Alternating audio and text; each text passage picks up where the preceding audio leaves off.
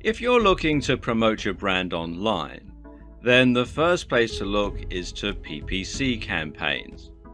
A PPC campaign is of course pay-per-click, and that means you pay each time a user actually clicks on one of your ads.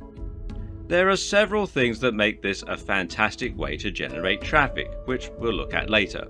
For now though, suffice to say that PPC gives you the precise control that any advertising campaign needs and allows you to build a perfect business plan with a precise advertising spend, target demographic and profit margin.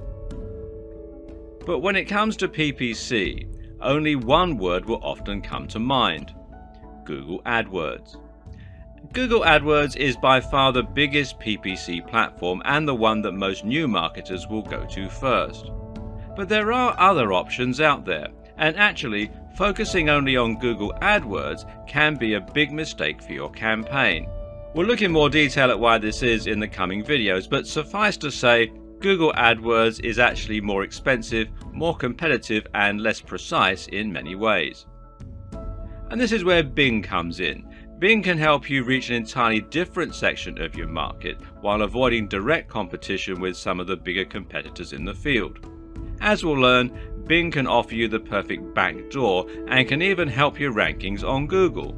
It's the perfect starting point for the small, lean business and a very wise backup source of traffic for all online businesses. In this video series, you'll learn more about Bing and how it differs to Google. You'll learn why it's crucial to start paying attention to Bing, and you'll learn how to take advantage of all its unique features. At the same time, we'll also be looking in depth at the best practices for creating successful PPC advertising campaigns on Google or Bing, and we'll see how this can be employed as part of a comprehensive business plan. Whether you're interested in using Bing ads or you're just thinking about doing more search optimization for Bing, it's time that you stop neglecting this search engine and focusing entirely on Google. Now, let's be honest, most of us don't really practice SEO, search engine optimization. We practice GEO, Google optimization. Google is the first and last word in internet marketing as far as a huge proportion of internet marketers and SEO agencies are concerned. It's time to change this way of thinking. But why? Why break the habit of a lifetime? Well, for starters, Bing has 20% market share. Well, that'll work you up, right? Many of us think of the search engine industry as being a one-horse race, but really that's not the case. 20% is actually a pretty decent chunk of the market. And when you consider that Yahoo still makes up around 10% and that Yahoo is powered by Bing, that number goes up to 30%. This is a serious amount of web traffic. Now ask yourself, in what other scenario would you be happy to let 30% of a market walk? If I told you that you could get 30% more visitors to your high street store by changing your shop name, you'd change it in a heartbeat. 30% of potential visitors means 30% of potential customers and 30% of potential profit.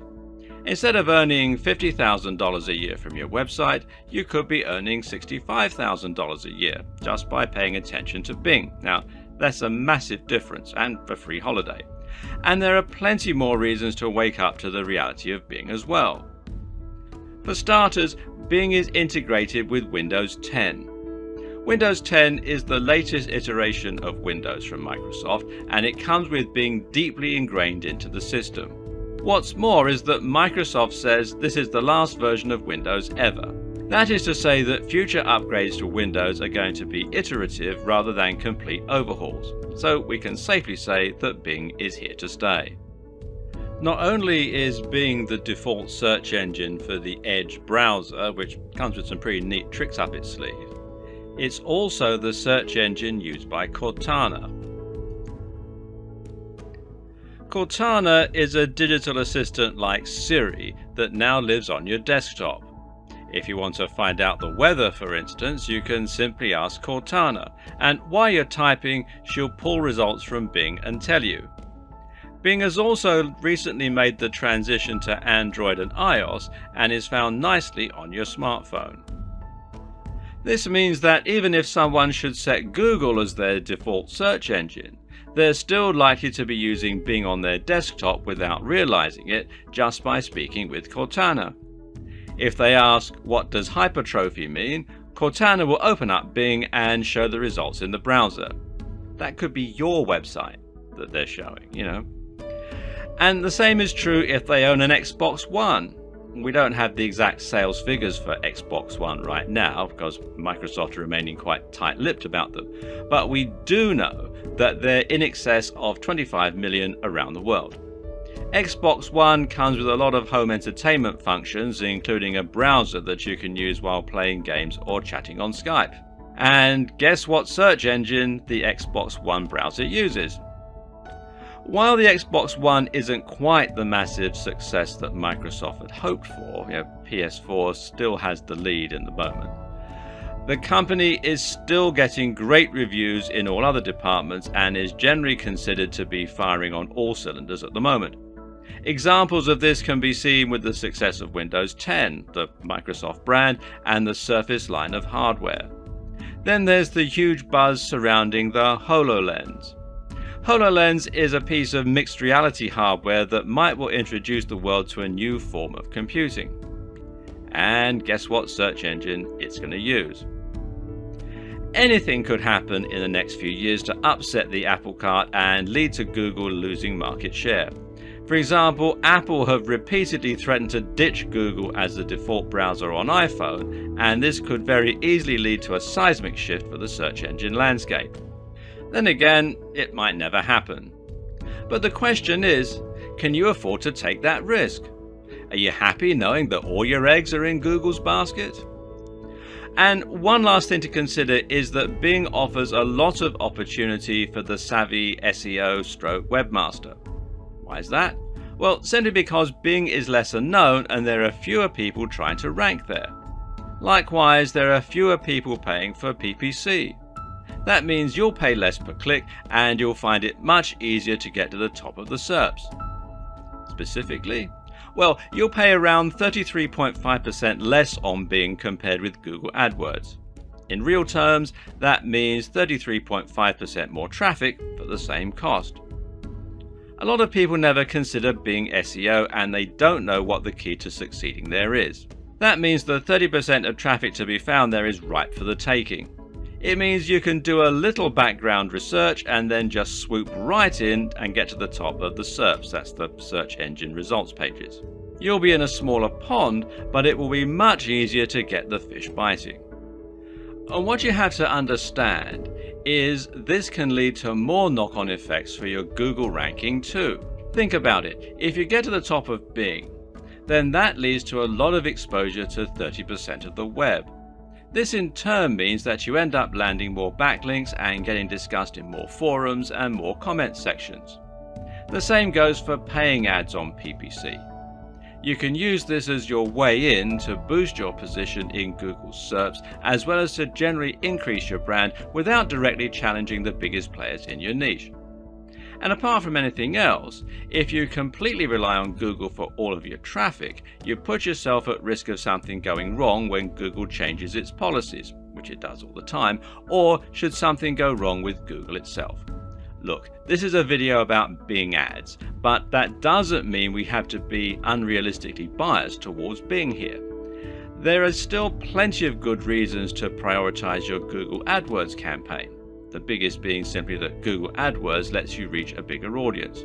But with that said, it makes a lot more sense to make sure that you're on both. The Google apocalypse may never come, but you should still have a contingency plan in case it does.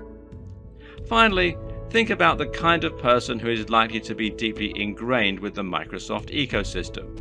Who is likely to use Microsoft software suites and hardware? Simple. Businesses. That means executives, CTOs, and managers. And that means they're also likely to be looking at Bing. If that's your target demographic, then you should strongly consider adding Bing ads to your campaign. There are more reasons why Bing might be a better choice for building an effective PPC campaign. For example, it's generally considered that Bing offers superior control over ad campaigns in some aspects. For example, Bing allows you to set different ad campaigns for different time zones, allowing for sophisticated ad scheduling strategies. And this can end up making an important difference to your success. As in comedy, timing is everything for marketing. Likewise, Bing allows you to set more things like location and language for each ad group rather than for each campaign. Bing also allows more precise device targeting, letting you set different bids for different types of devices. It also lets you choose which search partners you want to work with, and it makes it easier to leave out variations of your search terms in order to create a more focused campaign. Oh, and on one little side note, Bing is actually much better looking than Google. Those daily features images really give Bing a relaxing and modern feeling, and the animated ones in particular can actually be reason enough in some cases to head on over to the site. Surely it's worth showing Microsoft some love for that. At the most basic level, Bing ads work like Google AdWords. So if you're familiar with the concept of PPC in general, you can probably fast forward some of this video. Still here? Then let's quickly recap. Essentially, PPC ads are pay-per-click ads. That means you'll literally be paying per click, paying for each person who clicks on one of your adverts. The reason this is such good news is that you'll never pay anything for a campaign that was a complete failure. If you create an advertising campaign for Bing and not one person looks at it, then it will literally cost you nothing. It also means you can precisely calculate the cost of each visitor to your site. Now, this is important because you can use that information to calculate how much each customer is worth, and thereby start making very accurate projections about your earnings and identifying the best ways to spend your money. So the next logical question is how much you're going to spend on each click. And the good news is that you get to choose this. You get to choose your maximum spend, and you also get to choose your budget for the day. First, you define your CPC, or cost per click, which is going to be the maximum amount of money that you're willing to spend for each new visitor. You'll probably want to keep this fairly low. The most that brands will generally tend to spend is up to $2, but even that's unusual. Generally though, you'll want to set this a bit lower, and your average will probably come in at around 10 to 20 cents. The next thing to do is to set your daily budget. Once the accumulated clicks you've received reach this amount, they'll stop and you won't spend any more money. So in theory, if you set your CPC to 20 cents and you set your daily spend to $20, that should mean you get 100 visits to your site for that amount. But things get a little more complicated, seeing as you don't tend to spend the full amount of your CPC. That's because there's a bidding system that takes place, which means you'll often spend a lot less. Now, the way this works is quite simple. If there are two or more adverts both competing for the same space on Bing, then they will enter into a bidding war. The ad with the highest CPC will be the one that wins and gets shown, but the owner of that ad will only be charged the minimum amount that it needed to win. The easiest way to understand this is to just think of it a bit like eBay. On eBay you can set your maximum bid, but you'll only end up paying $1 more than the next highest bidder. And the same is true with most PPC campaigns, and that's why you'll end up spending 33.5% less on Bing versus Google, because the lower amount of competition means that your CPC won't be as likely to get driven up. And of course, you also need to consider that your ads will be shown to a lot of people who don't click. You don't pay anything for these ads, but that doesn't mean they're worthless to you, because you'll still be getting exposure and you'll still be starting to build your brand. The other thing that most PPC ad networks have in common is the ability to target a specific demographic. And this means that you can identify who your buyer persona is and profile your ideal customer from there. Then you can target that person specifically with your adverts. The way you do this with both Bing ads and Google AdWords is by targeting search terms. When you pay for these ads, you're literally putting your adverts on the SERPs relating to a particular search term. You do this by choosing a keyword or key phrase, which is going to be the thing that you want people to search for in order to find your site. So for example, if you were selling a hat, your key phrase would probably be buy a hat online or cheap hats, etc. This is now a targeted ad because it lets you advertise specifically to people who are looking to buy the thing you have. That means they'll fit within your target audience, and actually this makes them qualified leads. Another way this might work is by going the slightly long-term route and focusing on search terms related to interests. You might have a site where you blog about fitness, for example, and sell supplements and training clothing.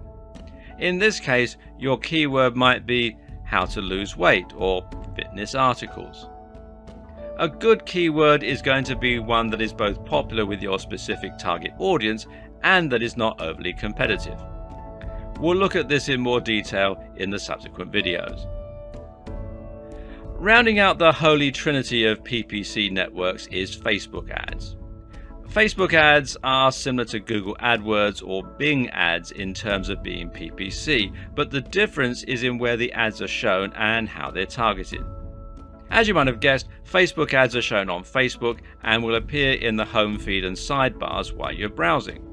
These show ads which are once again tailored to the person using Facebook. But this differs insofar as the ads are targeted based on information the user has given Facebook. Information such as their age, their sex, their marital status, their location, and even their hobbies and interests. This allows you to even more precisely target the right person, but not necessarily at the right time when they're looking for products. When someone is browsing Facebook to catch up with their friends, they're more likely to be just frustrated to see your adverts popping up. With all this in mind, Facebook ads is another useful platform to add to your campaign in conjunction with Bing and Google AdWords. Just make sure you're using the right ads for the right location.